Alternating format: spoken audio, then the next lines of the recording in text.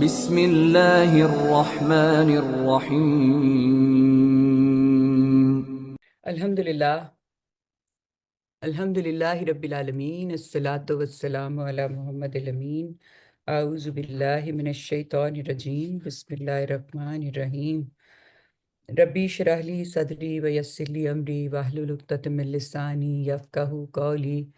سبحان اللہ وبحمدہ، سبحان اللہ العظیم۔ سورۃ الانعام آیت 74 سے آج ہم نے شروع کرنا ہے، اور ابھی تک پیچھے جو مضمون چل رہا تھا اس پہ ایک نظر ڈال لیتے ہیں۔ پیچھے بیان ہوا تھا کہ یہ جو کائنات ہے، اس کے پروردگار نے ایک دن مقرر کر رکھا ہے جس دن اس نے تم سب کو اکٹھے کرنا ہے، اور چونکہ یہ دعوت اور انذار کی سورہ ہے تو اس میں استدلال کے ساتھ اسی پہ فوکس کیا جا رہا ہے کہ توحید کے بعد آخرت کے حوالے سے آپ کے اندر جو مسکنسیپشن ہے ان کو کیسے کلیئر کیا جائے۔ تو اس کا اصل مضمون جو ہے وہ یہی ہے، اور اس کو مختلف پہلوؤں سے یہاں دلائل کے ساتھ واضح کیا جا رہا ہے۔ اس میں جو پیچھے آیت گزری ہے اس میں اللہ تعالیٰ نے یہ فرمایا کہ جس دن سور پھونکا جائے گا اس دن جو تم دیکھو گے کہ بادشاہی صرف اللہ ہی کی ہے، یعنی دنیا میں تو انسانوں کو اللہ نے بادشاہی دی ہے لمیٹڈ، کہ وہ جس طرح پرفارم کرنا چاہتے ہیں کریں، لیکن اس دن بادشاہی اسی کی ہوگی، اور اس کے ساتھ جو اس کی صفات بیان کی ہیں کہ وہ غائب اور حاضر اور ہر چیز کا علم رکھنے والا اور حکیم اور خبیر ہے۔ یہ بات جو ہے یہ اصل میں اللہ کی جو صفات جو مختلف آیات کے آخر میں آتی ہیں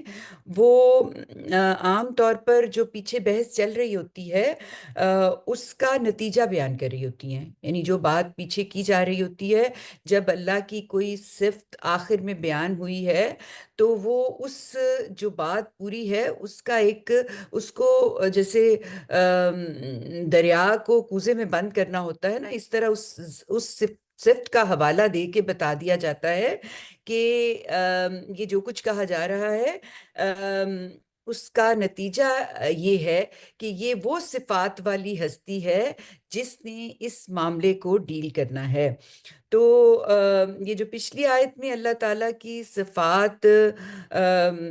کا جو تصور ہے اس میں جو استدلال کیا گیا ہے اس میں اس کو حکیم اور خبیر کہا ہے۔ تو کہا ہے کہ جب تم خدا کو مانتے ہو اور تمہیں یہ پتہ ہونا چاہیے کہ وہ خبیر بھی ہے، وہ حکیم بھی ہے، اس کا کوئی فیصلہ حکمت کے خلاف نہیں ہوتا، اور وہ خبیر بھی ہے، یعنی وہ ہر چیز کے بارے میں جانتا ہے۔ تو جب تم یہ مانتے ہو کہ وہ خدا ایسا ہے تو جب وہ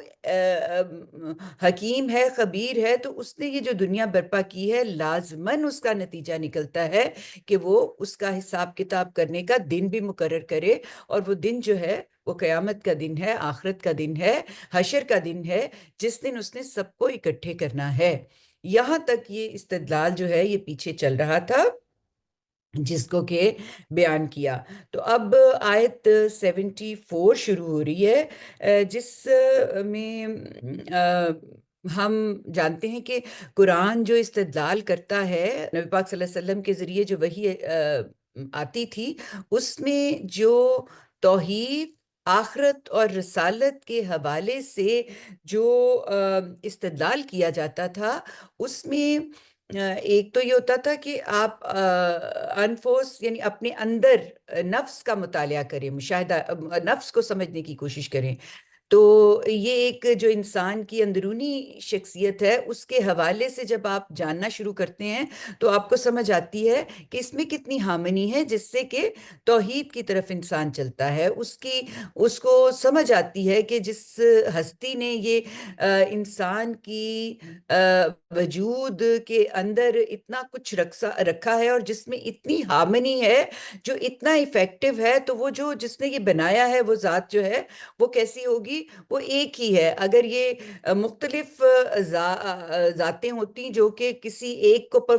کا کنٹرول سنبھالتی یا دوسرے کا سنبھالتی تو یہ اتنی ہارمنی ممکن نہیں تھی. تو استدلال کے لیے پہلے اندر دیکھنے کے لیے کہا جاتا ہے، پھر آفاق کی حقیقتوں کی طرف نظر ڈالنے کو کہا جاتا ہے، اور پھر آخر میں جب یہ دونوں ہی آپ اپنی ہٹ دھرمی ڈٹائی کی وجہ سے اس کے بارے میں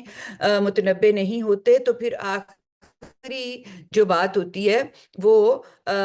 جو تاریخ ہے اس سے دلائل دیے جاتے ہیں. اس کے درمیان اپنی جو اللہ تعالیٰ کی صفات ہیں اس کے حوالے سے بھی دلیلیں دی جاتی ہیں جو پیچھے دی گئی ہیں. یہاں پر جو بات کی گئی ہے، یعنی سورت کے شروع سے جو بحث چلی آ رہی ہے وہ یہاں آ کر نا اپنے نقطۂ عروج پہ پہنچ گئی ہے. اب آگے حضرت ابراہیم اور ان سے پہلے اور ان کے بعد پیدا ہونے والے تمام انبیاء کا حوالہ دے کر بتایا گیا ہے کہ ان کی جو دعوت ہے وہ کیا ہے. تو دعوت دیتے ہوئے اب انبیاء کی جو دعوت دینے کا طریقہ تھا اس کو بیان کرتے ہوئے سب سے پہلے حضرت ابراہیم علیہ السلام سے بات شروع کی ہے. تو اب ہم دیکھتے ہیں کہ اللہ تعالیٰ کس طریقے سے تاریخ کے اس حوالے کو ایک بناء استدلال بنا رہے ہیں کہ اس کے ذریعے تمہیں سمجھ آئے کہ توحید اور آخرت اور انبیاء ان پہ ایمان لانا تمہاری نجات کا ذریعہ ہوگا. تو ہم شروع کرتے ہیں. بسم اللہ الرحمن الرحیم. فرمایا انہیں ابراہیم کا واقعہ سناؤ. ابراہیم کا واقعہ سناؤ. آگے دوسرے انبیاء جو ہیں ان کا بھی ذکر ہے، لیکن ابراہیم علیہ السلام کا واقعہ خاص اہتمام کے ساتھ اس لیے سنایا جا رہا ہے کہ بنی اسماعیل بھی اور بنی اسرائیل بھی دونوں ان کو اپنا خاندانی بزرگ اور مذہبی پیشوا مانتے تھے، اور دونوں یہ دعویٰ رکھتے تھے کہ جس دین پر وہ اس وقت عمل پیرا ہیں وہ اس کی وراثت انہیں سیدنا ابراہیم علیہ السلام سے ہی ملی ہے. بالکل ایسے جیسے ہمارے ہاں اس وقت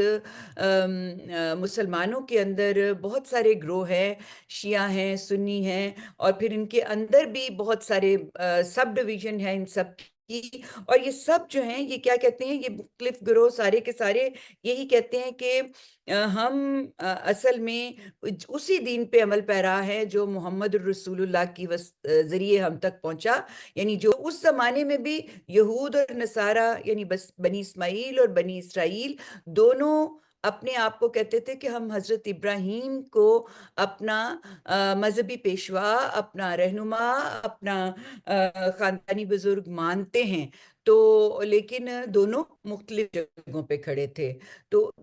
ان کے مختلف جگہوں پہ کھڑے ہونے کے باوجود جو ان کی کامنیلٹی تھی اس کے حوالے سے سب سے پہلے حضرت ابراہیم کا واقعہ ان کو سنانے کے لیے کہا. تو کہا کہ انہیں ابراہیم کا واقعہ سناؤ جب اس نے اپنے باپ آزر سے کہا تھا.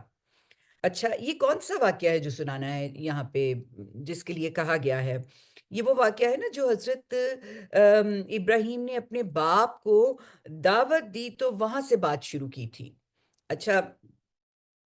یہاں پہ یہ بھی ہم آگے دیکھتے ہیں اس کو. یہ جو واقعہ ہے یہاں پہ تو بڑا مختصر سا بیان ہوا ہے. سورت مریم میں اس کو آیت 42 سے لے کے 46 تک اس کو بیان کیا ہے. میں ابھی آپ کے سامنے وہ بھی پڑھ دوں گی، لیکن یہاں پر جو پہلی بات ہمیں دیکھنی ہے وہ یہ ہے کہ یہ یہاں پہ اسپیشلی خاص طور پہ حضرت ابراہیم کے باپ کا نام لے کر کیوں بات کی گئی ہے. یعنی یہ بھی تو کہا جا سکتا تھا نا کہ جب آپ کے باپ سے آپ نے اپنے باپ سے یہ کہا، لیکن اسپیشلی ان کا نام یہاں پہ بیان کیا ہے. اس کے پیچھے جو ریزن ہے وہ یہ ہے کہ ان کے والد کے حوالے سے جو یہود اور نصارہ ہیں ان کے درمیان کچھ امبیگوٹی تھی، کچھ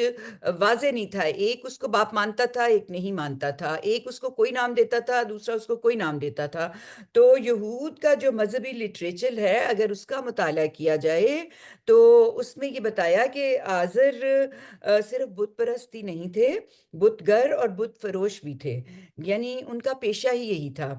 تو قرآن جو ہے وہ اپنے عام اسلوب کے خلاف یہاں پر وضاحت اور تشریح کے ساتھ ان کا نام بیان کر رہا ہے، تو اس کی وجہ غالباً یہ ہے کہ وہ اس اختلاف کو رفع کرنا چاہتے ہیں جو یہود اور نصارہ کے ہاں ان کے بارے میں پایا جاتا تھا، کہ ایک اس کو باپ تسلیم کرتا تھا اور دوسرا اس کو باپ تسلیم نہیں کرتا تھا۔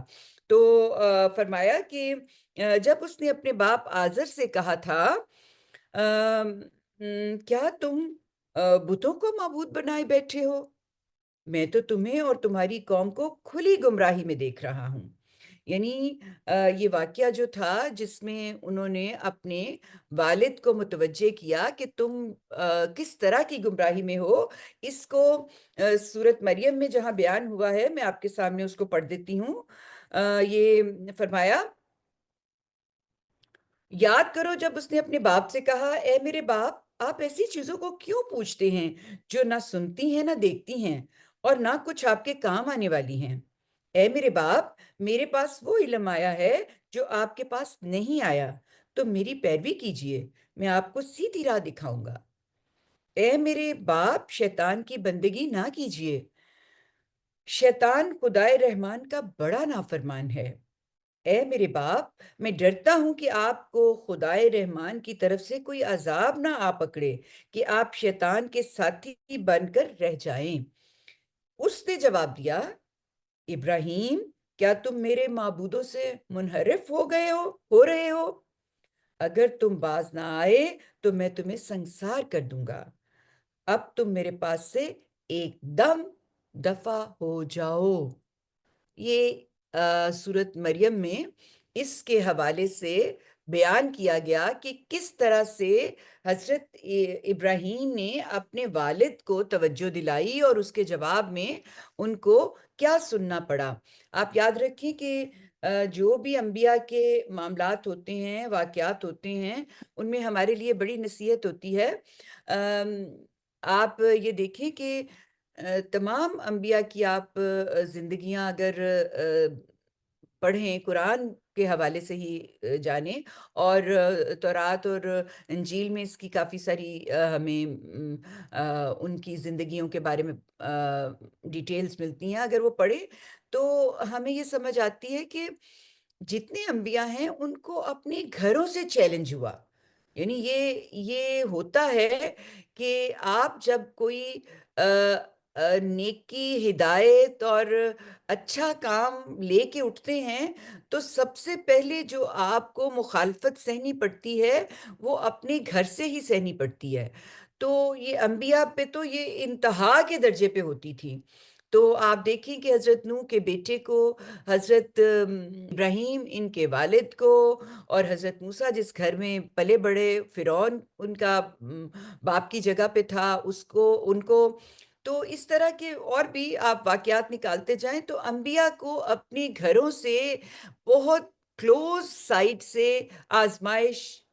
پیش آتی ہے، جس میں سمجھ آتی ہے کہ یہ کتنا مشکل مرحلہ ہوتا ہے۔ کوئی دوسرا دور پرے سے آپ کا انکار کر رہا ہے، آپ کی بات سننے کے لیے تیار نہیں ہے، آپ کے ساتھ اچھا رویہ نہیں رکھتا، تو آپ اس کو اگنور کر کے آگے چل پڑتے ہیں۔ آپ کی اولاد، آپ کے ماں باپ، آپ کے بہن بھائی، آپ کا میاں بیوی، ان کی طرف سے جب کوئی چیلنج ہوتا ہے تو that is very very difficult to handle. تو انبیاء کو یہ پیش آتا تھا، جس میں ایک یہ ہمارے سامنے مثال ہے حضرت ابراہیم علیہ السلام کی۔ تو کہا کہ انہیں ابراہیم کا واقعہ سناؤ جب اس نے اپنے باپ آزر سے کہا کہ کیا تم بتوں کو معبود بنائے بیٹھے ہو؟ میں تو تمہیں اور تمہاری قوم کو کھلی گمراہی میں دیکھ رہا ہوں۔ کھلی گمراہی کون سی؟ شرک۔ یہ جو معبود بنانا ہوتا ہے نا، یہ جس کو ہم کہتے ہیں یہ پتھر کی مورتیاں ہیں، تو یہ یاد رکھیں کہ پتھر کی مورتیاں جو ہیں یہ اصل میں علامت ہوتی ہیں۔ یعنی ایسا نہیں ہے کہ آپ اگر کسی شرک کرنے والے سے پوچھیں تو وہ یہ نہیں کہے گا کہ ہم یہ ہے جو مورتی ہے ہم اس کو اصل میں پوچھ رہے ہیں، اس کے پیچھے کچھ ان کی فرضی خیالات اور مفروضے ہوتے ہیں، جن کو ان کے کچھ تصورات ہوتے ہیں جو حقیقت پر مبنی نہیں ہوتے، لیکن وہ ان کو اپنے وہ جو معبود انہوں نے بنایا ہوتا ہے اس کے ساتھ ایسوسیٹ کر کے تو ان کے ساتھ ایک تعلق پیدا کرتے ہیں، تو جو کہ ان کے خیالی اور فرضی معبود جو ہوتے ہیں ان سے ان کے تعلق کا باعث بنتے ہیں۔ تو اصل میں یہ جو مورتیاں ہوتی ہیں یہ علامت ہوتی ہیں۔ تو اس کو یہ کہا کہ یہاں پر انہوں نے کہا کہ کیا تم بتوں کو معبود بنائے ہو، یعنی ان مورتیوں کو جو مٹی کی جو تم خود بناتے ہو پتھروں کو تراش کے، تم ان کو معبود بنائے بیٹھے ہو، کیونکہ جو حضرت ابراہیم کے والد تھے، میں نے بتایا ہے کہ وہ صرف شرک ہی نہیں کر رہے تھے، وہ تو باقاعدہ بت گر بھی تھے، یعنی بت تراش بھی تھے، اور وہ کسی بڑے ان کا جو عبادت گاہ ہوتی ہے اس کے پروہت بھی تھے۔ تو ان کو یہ کہہ رہے ہیں کہ کیا تم بتوں کو معبود بنائے بیٹھے ہو؟ میں تو تمہیں اور تمہاری قوم کو کھلی گمراہی میں دیکھ رہا ہوں۔ یہ یہاں پر انہوں نے فوراً یہ ایک نتیجہ بتا دیا کہ تم گمراہی میں ہو۔ تو یہ قوم ان کی گمراہی میں ہے، یہ سٹیٹمنٹ پہلے آ گئی کہ تم اس میں مبتلا ہو، اور اس کی تفصیل کہ وہ کس طرح کی گمراہی تھی اور اس میں وہ کیا کر رہے تھے وہ آگے آ رہا ہے۔ تو یہ ایک قرآن پاک کا اسلوب ہے جس میں ہوتا یہ ہے کہ نتیجہ جو کسی ایکٹ کی وجہ سے ہوتا ہے اس کو پہلے بیان کر دیا جاتا ہے، اور جو اس کی تفصیلات ہوتی ہیں وہ بعد میں آتی ہیں۔ تو یہ بات بتا دی کہ تم جو کچھ کر رہے ہو، معبودوں کو جیسے تم پوج رہے ہو، اس کا نتیجہ یہ ہے کہ تمہیں میں کھلی گمراہی میں دیکھ رہا ہوں۔ تو اب اس کی تفصیلات آگے سے پھر کیا بتائی، کہا کہ ابراہیم کو ہم اسی طرح زمین اور آسمانوں کی بادشاہی کا مشاہدہ کراتے تھے تاکہ وہ اپنی قوم پر حجت قائم کرے اور خود بھی ان لوگوں میں سے ہو جائے جو پورا یقین رکھنے والے ہوں۔ جس طریقے سے ایک ملک کا نظم چلایا جاتا ہے یا ایک خاندان کا نظم چلایا جاتا ہے، بالکل اسی طریقے سے اس کائنات کا بھی ایک پورا نظم ہے جس پہ یہ سارا سلسلہ کائنات جو ہے یہ چل رہا ہے۔ اور یہ جو سارا نظم ہے، یہ جو ساری کائنات ہے، یہ جو ساری بادشاہی ہے، یہ جو ساری کنٹرول اس میں جو نظر آتا ہے، یہ آپ سے آپ نہیں قائم، بلکہ اس کی بادشاہی خدا کے ہاتھ میں ہے۔ وہ جس کے ہاتھ میں ہے وہ اس کا مشاہدہ کرواتے ہیں۔ کس لیے کرواتے ہیں؟ آگے بتایا، کیونکہ وہ اللہ کے چنے ہوئے ہیں، چونکہ وہ رسول ہیں، چونکہ وہ اپنی قوم کو انذار کر رہے ہیں، چونکہ وہ اپنی قوم کی طرف حجت تمام کرنے آئے، ان کے اوپر اتمام حجت کرنے آئے، ان کو حق کی طرف لے کے جانے کے لیے آئے، جس غلط رستے پہ وہ کھڑے تھے اس غلط رستے سے ان کو ہٹانے کے لیے آئے۔ تو اللہ تعالیٰ کی یہ جو بادشاہت پوری دنیا میں قائم ہے، پوری کائنات میں قائم ہے، اس بادشاہت کا اللہ تعالیٰ ان کو مشاہدہ کرواتے۔ تو یہ جو مشاہدہ ہوتا ہے یہ ایک تو مختلف طرح کے مشاہدات مختلف لوگ کرتے ہیں، یعنی ایک جیسے مثال ہے کہ ایک سائنسدان ایک مشاہدہ کرتا ہے، اگر وہ کوئی چیز بنا رہا ہے تو اس کے سامنے جو پیش نظر مقصد ہے وہ اس پہ فوکس کر کے جو بھی چیز بنانے جا رہا ہے وہ اس کا مشاہدہ، اس جو رزلٹ وہ نکالنا چاہتا ہے اس پہ فوکس کرتا ہے۔ وہ ایک میکانزم کو سمجھنے کی کوشش کرتا ہے اور اس سے کچھ نتائج نکالتا ہے، تو اس کی ساری توجہ جو ہوتی ہے وہ میکانزم کو سمجھنے کی طرف ہوتی ہے جس سے اس نے کوئی نتیجہ نکالنا ہوتا ہے۔ لیکن یہی بات اگر کوئی ایک عاقل بالغ عام شخص جو آبجیکٹو ہو کے دنیا کو دیکھ رہا ہے، کائنات کا مشاہدہ کر رہا ہے اور بحیثیت مجموعی ہر چیز پہ نظر ڈالتا ہے، تو اس کے اندر جو توازن ہے اس کے اندر جو کمال فن موجود ہے، اس کے اندر جو انتہائی توازن ہے، اور جو اس کے اندر ایک رنگا رنگی، اور وہ رنگا رنگی آپس میں جیسے مربوط ہے، جو ایک پورا نظام ہے، جب وہ اس کی طرف توجہ دیتا ہے تو وہ بے اختیار کیا ہوتا ہے، وہ سوچتا ہے کہ یہ اتنا توازن، اتنی رنگا رنگی، اتنی ہمانگی، اتنا جو نظم ہے، یہ کہاں سے آیا؟ تو وہ اس کو دیکھ کے کہاں پہنچتا ہے؟ اس کے بنانے والے تک اس کی رسائی ہوتی ہے، یعنی اس بنانے والے تک وہ سوچتا ہے، پہنچنے کی کوشش کرتا ہے کہ وہ کون ہستی ہوگی جس نے کہ یہ سارا کچھ بنایا ہے۔ تو حضرت ابراہیم کو جو مشاہدہ کروایا جاتا تھا، وہ اسی طرح کا مشاہدہ تھا کہ وہ دیکھنے والی آنکھ کیا تھی اور وہ اس میں سے کیا نتیجہ نکال رہے تھے۔ فرمایا یہاں پہ کہ ابراہیم کو ہم اسی طرح زمین اور آسمانوں کی بادشاہی کا مشاہدہ کراتے تھے تاکہ وہ اپنی قوم پر حجت قائم کرے۔ یعنی یہاں پر دیکھیں کہ حضرت ابراہیم علیہ السلام ملکوت الہی کا مشاہدہ اس نظر سے کرتے تھے، جو ایک نظر ہوتی ہے جو صرف اپنے ایک خاص لمیٹڈ مقصد کے لیے ہوتی ہے، لیکن وہ کس نظر سے دیکھتے تھے؟ یہ اس کے لیے صاحب نے کہا تھا کہ حضرت ابراہیم علیہ السلام اس ملکوت الہی کا مشاہدہ اس نظر سے کرتے تھے جو درختوں کے ایک ایک پتے، زمین کی ایک ایک ذرے اور آسمان کی ایک ایک تارے کو معرفت کارگار کا دفتر بنا دیتی تھی۔ یعنی وہ عالم کے پروردگار کی معرفت کا ذریعہ بنا دیتی تھی۔ تو اگر آدمی کے نگاہ میں بصیرت آ جائے، ویسے تو جس بندے کے پاس میں آنکھیں ہیں اور وہ بینا ہے، اس کو نظر آتا ہے تو وہ بصارت رکھتا ہے، یعنی وہ دیکھ سکتا ہے، لیکن دیکھ سکنے سے آگے کا سٹیپ بصیرت ہے۔ یعنی آپ کو آنکھ سے جو نظر آ رہا ہے اس کے ذریعے آپ اس حقیقت تک پہنچیں جو آپ کو نظر آ رہا ہے، اس کے پیچھے جو اصل میں ہے اس تک پہنچنا جو ہے وہ بصیرت کے بغیر ممکن نہیں۔ تو اگر آدمی کی نگاہ بصیرت کی نگاہ ہو تو ایک ایک پتا خدائی کا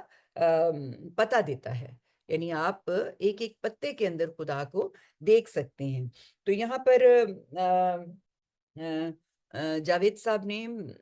امین احسن اصلاحی صاحب کا اقتباس کوٹ کیا ہے، جو میں چاہتی ہوں کہ آپ کے سامنے پڑھوں۔ اس میں انہوں نے انتہائی خوبصورت الفاظ میں اس کائنات میں جو خدا کی معرفت کے لیے اللہ نے کمال چیزیں رکھی ہیں ان کی طرف توجہ دلائی ہے، جس کا کہ یہاں پر اللہ تعالیٰ نے بتایا کہ اس کا مشاہدہ جب حضرت ابراہیم علیہ السلام کو کرایا جاتا تھا تو وہ جس نظر سے اس کو دیکھتے تھے وہ کیا نظر تھی۔ یہ امین احسن اصلاحی صاحب کا اقتباس ہے۔ کہا جہاں تک غور کرنے کا تعلق ہے، اس ملکوت پر غور تو ایک سائنسدان بھی کرتا ہے، یعنی جو بادشاہی ہے اس کے اوپر ایک سائنسدان بھی کر سکتا ہے غور، لیکن وہ سارا غور و فکر اپنی ذات یا محدود ماحول کو محور بنا کر کرتا ہے، یعنی ماحول کی ضروریات کے مطابق کرتا ہے۔ اس کی نگاہ اپنے نفع عاجل، یعنی جو فوری اس نے نفع حاصل کرنا ہے، جس مقصد کے لیے وہ کر رہا ہے سارا ریسرچ، اس پہ اس کی نظر رکھتی ہے۔ اس وجہ سے وہ ان حقائق تک پہنچنے کی کوشش نہیں کرتا جو اس کی نگاہ کو اس کے مطلوب نفع عاجل سے ہٹا دیں۔ یعنی وہ دیکھ تو رہا ہوتا ہے، اس میں بہت کچھ ایسا ہوتا ہے جو مزید وہ اس پہ غور کر سکتا ہے، لیکن چونکہ وہ فوکسڈ ہوتا ہے، اس نے کوئی چیز اس میں سے ذہنی طور پہ اپنے آپ کو تیار کیا ہوتا ہے نکالنے کی، تو وہ اس میں سے ہٹتا نہیں ہے۔ وہ چمن کے کھلے ہوئے گلاب کو اس نگاہ سے دیکھتا ہے کہ اس سے گلقند یا اس طرح کی کوئی اور چیز تیار ہو سکتی ہے جس سے فلاں فلاں فائدے حاصل کیے جا سکتے ہیں۔ اس کے بعد وہ اس چکر میں نہیں پڑتا کہ اس پھول کے حسن و جمال، اس کی رانائی اور دلکشی، اس کی عطر بیزی، یعنی جیسے خوشبو چھڑکتے ہیں اس طرح، عطر بیزی اور مشام نوازی، یعنی جو قوت شامہ ہوتی ہے، میں اس کی ثانی کی قدرت، کاریگری، حکمت، رحمت اور ربوبیت کے جلوے دیکھنے کی کوشش کرے، اور ان جلووں سے بے خود ہو کر پھول سے گزر کر پھول کے پیدا کرنے والے کے جمال اور کمال کے مشاہدے میں غرق ہو۔ یعنی وہ ایک پھول کو جب صرف اس میں سے انسانوں کو جو فوری فائدے حاصل ہو سکتے ہیں صرف اس تک رہے گا، تو بھی وہ ظاہر ہے کہ فائدہ تو نکال لے گا، لیکن اس کے اندر تو ایک جہان ہے جس کی طرف اگر توجہ دیں تو بہت کچھ ایسا ہے جو کہ ہمیں خدا تک پہنچائے گا۔ تو اصل میں ہمارا زاویہ نگاہ ہوتا ہے، اصل چیز جو ہے وہ ہماری زاویہ نگاہ ہے جو ہمارے نتائج کو مختلف کر دیتی ہے۔ کسی بھی چیز کو آپ دیکھتے ہیں، ایک شاعر جب کسی پھول کو دیکھتا ہے، ایک سائنسدان جب کسی پھول کو دیکھتا ہے، ایک عام آدمی جو محبت کر رہا ہے وہ کسی پھول کو دیکھتا ہے، ایک عام آدمی جو کسی ڈپریس حالت میں ہے وہ پھول کو دیکھتا ہے، یا ایک بچہ پھول کو دیکھتا ہے، ایک بوڑھا پھول کو دیکھتا ہے، تو یہ ان کے زاویہ نظر ہیں جس سے کہ وہ نتیجہ نکالتے ہیں کہ پھول کیا ہے۔ تو جو انبیاء علیہ السلام ہیں، جو خدا کے چنے ہوئے لوگ ہیں، جب وہ چیزوں کو دیکھتے ہیں تو وہ اس زاویہ نگاہ سے دیکھتے ہیں کہ وہ ان چیزوں میں اس مالک جس نے اس کو بنایا، اس کی جو کاریگری ہے، جس طریقے کا یہ ہے سارا معاملہ ایک ایک چیز میں، وہ اس کے ذریعے خدا تک پہنچتے ہیں۔ تو کہا کہ ابراہیم کو ہم اسی طرح زمین اور آسمانوں کی بادشاہی کا مشاہدہ کراتے تھے تاکہ وہ اپنی قوم پر حجت قائم کرے۔ تو وہ اس طریقے سے چیزوں کو دیکھتے تھے کہ ان کے لیے پھول کی ایک ایک پتی جو ہے وہ معرفت کا ذریعہ بنتی تھی۔ تو کہا کہ یہ مشاہدہ کرواتے تھے تو وہ کیا کرتے تھے کہ وہ اپنی قوم پر حجت کرے، یعنی اپنی قوم کو دلیل دے، ان کو بادشاہی کا مشاہدہ بھی کرایا، اور ساتھ ہی یہ کہا کہ تاکہ وہ اپنی قوم پر حجت کرے اور خود بھی ان لوگوں میں سے ہو جائے جو پورا یقین رکھنے والے ہوں۔ یہ اب آگے بتایا ہے کہ یہ حجت کیسے قائم کی انہوں نے۔ ایمان جو ہے، یہ امین حسن اصلاحی صاحب کا پھر سے یہاں پہ کوٹ کیا ہے اقتباس، کہ ایمان ایک عام چیز ہے جس کے لیے اگر فطرت سلیم ہو تو اندر کا وجدان بھی کافی ہوتا ہے۔ یعنی اللہ نے جو ہمارے اندر بنیادی دین ڈال کے بھیجا ہے نا، جس میں خیر و شر کا تصور موجود ہے، اس میں خدا کا تصور بھی موجود ہے۔ ایمان یعنی کہ کوئی ہماری ہم کریشن ہے اور کوئی کریٹر ہے، اس کا تصور ہمارے اندر موجود ہے۔ تو یہ ایک عام چیز ہے جو اگر آپ نے اپنے آپ کو سلیم فطرت پہ پاک رکھا ہوا ہے اپنے آپ کو، تو آپ اس ایمان تک بڑی آسانی سے پہنچ جاتے ہیں۔ لیکن یقین یعنی مکمل اس کے اوپر تیقن کی حالت کہ یہی جو میرے اندر ہے یہی سچ ہے، اس کے لیے فکر و نظر، تفکر و تدبر اور ملکوت الہی کے علم اور مشاہدے اس کی ضرورت ہے، یہ اس سے پیدا ہوتا ہے۔ یعنی ایمان آپ کے اندر ہوتا ہے، اس کے لیے عقلی استدلال کی ضرورت نہیں ہوتی، لیکن اس پہ تیقن کے ساتھ کھڑے ہونے کے لیے، اس کو آگے لوگوں تک دعوت بنانے کے لیے، اس کے مطابق اپنی زندگی کو ڈھالنے کے لیے آپ کو جو کرنا ہوتا ہے یقین کے لیے، وہ آپ نے تدبر کرنا ہے، غور کرنا ہے، سوچنا ہے، یہ مشاہدہ کرنا ہے اس کائنات میں جو اللہ نے اپنے راز رکھے ہیں، جن کے ذریعے وہ سارے معاملات کو چلا رہا ہے، ان کو سمجھنے کی کوشش کرنی ہے۔ اور کہا کہ اس کے مراتب اور مدارج کی کوئی حد نہایت نہیں ہے۔ یعنی اگر آپ یہ سمجھنے کی کوشش کرتے ہیں ایمان کے بعد تدبر تفکر کر کے، تو پھر اس کے بہت اس کے مرحلے ہیں اور مدارج ہیں جن کو آپ طے کرتے چلے جاتے ہیں، اور آپ خدا کی جو کا تقرب ہے وہ حاصل کرتے چلے جاتے ہیں۔ جب آپ کو پورا تیقن کے ساتھ ایمان پہ آپ کھڑے ہوتے ہیں نا، بعض لوگ ایمان لے آتے ہیں، لا الہ الا اللہ محمد الرسول اللہ کہہ لیا، لیکن وہ اس کے بارے میں ایک تیقن کی جگہ پہ نہیں کھڑے ہوتے۔ وہ مختلف ڈارک وادیوں میں گھومتے بھٹکتے رہتے ہیں، کبھی کسی بات پہ ان کو لگتا ہے شاید ایسا نہیں ہوگا، ایسا نہیں ہوگا۔ تو یقین اور تیقن جب آپ کو آ جاتا ہے، جب آپ تدبر کر کے، تفکر کر کے اس نتیجے پہ پہنچ جاتے ہیں کہ یہی حق ہے جو میرے اندر موجود ہے اور میں نے اسی کو پریکٹس کرنا ہے، تو پھر جو کیفیت آپ کی ہوتی ہے نا، وہ کیفیت ہے جس سے ایمان آپ سے آپ لوگوں تک پہنچنا شروع ہوتا ہے، پھوٹتا ہے، وہ رکتا نہیں کسی جگہ۔ پھر آپ کے دل میں ہوتا ہے کہ یہ اتنی اچھی چیز مجھے پتا چلی ہے تو مجھے دوسرے تک بھی اس کو پہنچانا چاہیے۔ تو یہ جیسے وبا کی طرح ایک چیز پھیلتی چلی جاتی ہے، یہ آگے بڑھتی چلی جاتی ہے، اسی طریقے سے جو ایمان کی اس حالت میں آپ پہنچ جاتے ہیں جس میں یقین کی انتہا ہوتی ہے، تو پھر یہ آپ کو آگے سے آگے لے کے چلتا ہے۔ تو یہاں پر ایمان جو ہے وہ فطرت سلیم کی صورت میں ایک آدمی کے اندر جنم لیتا ہے، اس کے اندر موجود ہوتا ہے، اس کے لیے عقلی استدلال کی ضرورت نہیں، لیکن یقین کے لیے فکر و نظر، تفکر، تدبر اور ملکوت الہی کے علم اور مشاہدے کی ضرورت ہوتی ہے۔ جب یہ یقین ایمان کے اندر پیدا ہوتا ہے تو انسان اس کے نتیجے میں دعوت کے لیے اٹھ کھڑا ہوتا ہے۔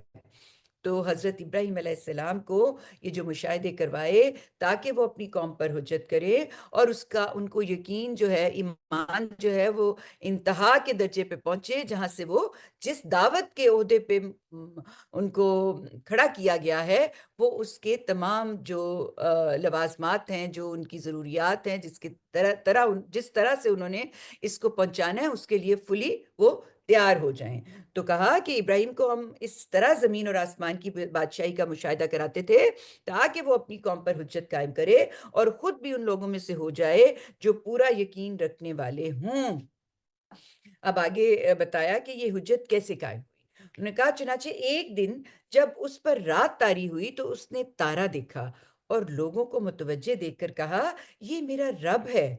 پھر اسی طرح ایک موقع پر جب تارا ڈوب گیا تو انہوں نے کہا میں خدائی کے لیے ان کو پسند نہیں کرتا جو ڈوب جاتے ہیں۔ یہ جو استدلال کیا ہے نا حضرت ابراہیم علیہ السلام نے بیان کی لوگوں کے سامنے، تو جو انہوں نے ملکوت الہی کا مشاہدہ کیا، اس کے نتیجے میں جو انہوں نے نتیجہ نکالا وہ قوم کے سامنے رکھا۔ تو اس میں جو بنیادی بات، جو بنیادی حقیقت تھی وہ یہی تھی کہ جن چیزوں کو معبود مان کر جو ان کی قوم پرستش یا عبادت کر رہی ہے ان کو یہ بتانا تھا کہ یہ تو خود سارے محکوم ہیں، یہ تو خود سارے محکور ہیں، اپنی تقدیر کے پابند اور اپنے خالق کے احکام اور قوانین کے تحت مسخر ہیں، یعنی کام میں لگے ہوئے ہیں۔ یہ جن کو تم مان رہے ہو، وہاں پہ سابی قوم تھی نا جو ستارہ پرست تھی، تو ان کو وہ ان کے مخاطبین تھے۔ تو ان کو یہ کہا کہ یہ جب ان کو مشاہدہ کروایا اور ان کا یقین پورا جو ہے وہ کامل ہو گیا، تو انہوں نے جس طریقے سے دعوت کے لیے حجت یا استدلال کیا تو وہ یہ تھا کہ انہوں نے کہا کہ یہ ستارہ نکلا ہے، ہاں یہ بہت اچھا ہے، میرا خیال ہے یہی میرا رب ہے۔ لیکن جب وہ ڈوبا تو انہوں نے کہا جو ڈوب جاتا ہے میں اس کو کیسے اپنا رب مان لوں؟ تو یہ تو خود بھی لگتا ہے کہ کسی سسٹم کے ساتھ چل رہا ہے، تو جو سسٹم کے ساتھ آلریڈی کسی کام میں لگا ہوا ہے وہ میرا خدا کیسے ہو سکتا ہے؟ تو کوئی اور طاقت ہے، کوئی اور ہستی ہے جو اس سارے سلسلے کو چلا رہی ہے۔ تو چنانچہ انہوں نے کہا کہ یہ یہاں پہ ایک شعر تھا جو جاوید صاحب نے بڑا ہی خوبصورت یہاں بیان کیا کہ ستارہ کیا تیری تقدیر کی خبر دے گا، وہ تو خود فراقی افلاک میں خار و زبوں ہے۔ یعنی اس شعر کے اندر ایک جہان معنی ہے کہ وہ ستارہ پرست لوگ جو کہتے تھے کہ ہماری ساری تقدیریں اس کے ساتھ وابستہ ہے، اور آج کے زمانے میں بھی لوگ جس طریقے سے ستاروں کا علم حاصل کرتے اور ان سے نتائج نکالتے اور لوگوں کو تقدیریں بتاتے کہ یہ اس کا ستارہ یہاں پہ ہے تو اب یہ ہو جائے گا، اس کا وہ ہے تو اب یہ ہو جائے گا، تو یہ کیسے آپ کی تقدیر ڈٹرمن کریں گے جی؟ یہ تو خود اللہ تعالیٰ کے حکم کے مطابق چل رہے ہوتے ہیں، جب انہوں نے بجھنا ہے، جب انہوں نے جلنا ہے، جب انہوں نے طلوع ہونا ہے، جب انہوں نے غروب ہونا ہے، اس کے لیے تو اللہ تعالیٰ نے ان کو ایک سلسلے میں باندھ رکھا ہے۔ تو یہ کیسے ہو سکتا ہے کہ جب یہ طلوع ہو اور یہ ڈوب جائے اور میں کہوں کہ یہ میرا رب ہے؟ اور پھر کہا کہ میں خدائی کے لیے ان کو پسند نہیں کر سکتا جو ڈوب جاتے ہیں۔ یہاں پر حضرت ابراہیم علیہ السلام نے اپنی قوم کے مزاج کی رعایت سے استدراج کا طریقہ اختیار فرمایا ہے۔ جاوید صاحب نے نیچے فٹ نوٹ میں یہ بات بتائی ہے۔ استدراج کا مطلب ہوتا ہے تدریج کا، سٹیپ بائی سٹیپ۔ یہ دعوت کے لیے ایک انتہائی خوبصورت بات ہے جس کو سمجھنا ہے، جس نے کسی کو دعوت دینی ہے، جس نے کسی کو دین کی طرف متوجہ کرنا ہے، اس کے لیے یہ ایک بہت ہی خوبصورت بات ہے۔ اور نبی پاک صلی اللہ علیہ وسلم کو یہ بات بتائی جا رہی تھی کیونکہ وہ بھی دعوت دے رہے تھے، اور ساتھ ہی ساتھ جو لوگ جو مشرکین مکہ تھے وہ جس طریقے سے بت پرستی میں مبتلا تھے، ان کو بھی یہاں پر متوجہ کیا گیا ہے اس استدلال کے ساتھ کہ وہ کس کو پوج رہے ہیں۔ تو یہاں پر فرمایا کہ جاوید صاحب نے اس کے نیچے فٹ نوٹ میں لکھا، چنانچہ کسی مجلس میں پہلے ایک دن خود اپنے آپ کو مخاطب کر کے وہ بات کہی جس سے وہ ستارہ پرست قوم کو کسی حد تک مطمئن کرنے کے لیے تھی، یعنی ان کو پہلے کہا کہ ہاں یہ ستارہ نکلا ہے تو یہی میرا رب ہوگا۔ چنانچہ اپنی قوم کے کانوں میں یہ بات ڈال کر وہ کچھ دن خاموش رہے۔ پھر کسی دن صبح کے وقت جب تارے ڈوب گئے تو خود کلامی کے اسی انداز میں دوسروں کو سناتے ہوئے انہوں نے فرمایا، میں ڈوب جانے والوں کو خدائی کے لیے پسند نہیں کرتا، اس لیے کوئی عاقل انہیں اپنا معبود کیسے بنا سکتا ہے؟ یہ منصب تو اسی کے شایان شان ہے جو حی القیوم اور جس پر زوال نہیں، جو ہمیشہ سے ہے اور ہمیشہ رہے گا۔ تو خدا کے ہونے کا جو منصب ہے وہ کسی پتھر کے مورتی کو یا کسی ستارے کو، چاند کو، سورج کو نہیں دیا جا سکتا۔ اس کا منصب تو اسی کے لیے مقرر ہے جو کہ ساری کائنات کو چلا رہا ہے، خدا ہے۔ وہ ہدایت نہ بخشے تو انسان ہر چمکتی چیز کو سونا سمجھ کر اس کے در پہ ہو جائے۔ یہ ساری باتیں حضرت ابراہیم نے چونکہ اپنے آپ سے کہیں، یعنی خود کلامی کرتے ہوئے کہیں، اس وجہ سے سننے والوں میں سے جس کے کان میں پڑی ہوں گی اس کے لیے اس سے چڑھنے کی کوئی وجہ نہیں ہو سکتی، بلکہ جس کے اندر کچھ بھی غور و فکر کی صلاحیت رہی ہوگی وہ اس سوچ میں پڑ گیا ہوگا کہ ایک یہ شخص ہے جو طلب ہدایت میں اس قدر بے قرار ہے، اور ایک ہم ہیں کہ پتھر کی طرح اپنی جگہ سے کھسکنے کا نام ہی نہیں لے رہے۔ یعنی یہ بڑے ہی دھیمے استدراج تدریج کے انداز میں ایوولوشنری سٹیپ بائی سٹیپ چلتے ہوئے لوگوں کے سامنے ان کی وہ بات جس کو وہ حتمی سمجھ کے بیٹھے ہوئے تھے، جس کو وہ سمجھتے تھے کہ ہم نے آخری سچ پایا ہوا ہے، اس کے بے معنی ہونے کو واضح کیا، اور ایسے کیا کہ جس میں کنفرنٹ نہیں کرنا پڑ رہا کہ بحث برائے بحث ہو جائے اور لوگ اس کو ماننے سے انکار کر دیں اور لوگوں کے اندر غصہ یا نفرت پیدا ہو۔ وہ اس طریقے سے بات کو لے کے چل رہے ہیں کہ جس پہ جس نے غور کرنا ہے، جس نے ہدایت پانی ہے، جس کے سامنے یہ بات ہے کہ مجھے سچ اور حق تک پہنچنا ہے، وہ اس کے بارے میں سوچے گا۔ تو اس لیے کہا کہ اگر میرے پروردگار نے میری رہنمائی نہ فرمائی تو میں گمراہوں میں سے ہو کر رہ جاؤں گا۔ وآخر دعوانا ان الحمدللہ رب العالمین۔ ترجمہ دیکھ لیں۔ بسم اللہ الرحمن الرحیم۔ انہیں ابراہیم کا واقعہ سناؤ جب اس نے اپنے باپ آزر سے کہا تھا، کیا تم بتوں کو معبود بنائے بیٹھے ہو؟ میں تو تمہیں اور تمہاری قوم کو کھلی گمراہی میں دیکھ رہا ہوں۔ ابراہیم کو ہم اسی طرح زمین اور آسمانوں کی بادشاہی کا مشاہدہ کراتے تھے تاکہ وہ اپنی قوم پر حجت قائم کرے اور خود بھی ان لوگوں میں سے ہو جائے جو پورا یقین رکھنے والے ہوں۔ چنانچہ ایک دن جب اس پر رات طاری ہوئی تو اس نے تارا دیکھا اور لوگوں کو متوجہ دیکھ کر کہا، یہ میرا رب ہے۔ پھر اسی طرح کے ایک موقع پر جب تارا ڈوب گیا تو اس نے کہا میں خدائی کے لیے ان کو پسند نہیں کر سکتا جو ڈوب جاتے ہیں۔ پھر ایک دن چاند کو چمکتے دیکھا تو کہا یہ میرا رب ہے، لیکن جب وہ بھی ڈوب گیا تو اس نے کہا اگر میرے پروردگار نے میری رہنمائی نہ فرمائی تو میں گمراہ لوگوں میں سے ہو کر رہ جاؤں گا۔ وآخر دعوانا الحمدللہ رب العالمین۔ یونیلیٹرلی اکیلا کسی کی مدد کے بغیر چلا رہا ہے اس ہستی کو آپ پیش کر رہے ہیں، اور یہ ساری جو شہادتیں اور یہ جو ساری مثالیں ہیں یہ ان کے سامنے رکھی جا رہی ہیں تاکہ وہ سمجھ سکیں۔ تو کہا کہ ایک دن چاند کو چمکتے دیکھا تو کہا یہ میرا رب ہے، لیکن جب وہ بھی ڈوب گیا تو اس نے کہا میرے پروردگار نے میری رہنمائی نہ فرمائی تو میں گمراہ لوگوں میں سے ہو کے رہ جاؤں گا۔ یعنی جس طریقے سے خود کلامی کرتے ہوئے سٹیپ بائی سٹیپ تدریج کے طریقے سے وہ قوم جو ستاروں کو، چاند کو، سورج کو پوج رہی ہے، جو پتھروں کو پوج رہی ہے، ان کے سامنے یہ بات رکھ رہے ہیں، ایک جیسے خود کلامی کرتے ہوئے بغیر ان کے ساتھ ان کو ایک ہوتا ہے نا کہ آپ بحث میں آ جائیں تو جو نہ ماننے والا ہے وہ بحث پہ بحث کرتا چلا جائے گا اور آپ کو زج کرنے کی کوشش کرے گا، اور اگر آپ خود کلامی کر کے ایک بات جو حقیقت پہ مبنی ہے اس سے اس کے سامنے رکھتے ہیں تو اگر وہ غور کرنا چاہے تو وہ کرتا ہے۔ تو یہاں پھر اسی تعلیم کو جو دی جا رہی ہے دعوت کے سلسلے میں اس کو آگے بڑھاتے ہوئے یہ بات کی جا رہی ہے۔ تو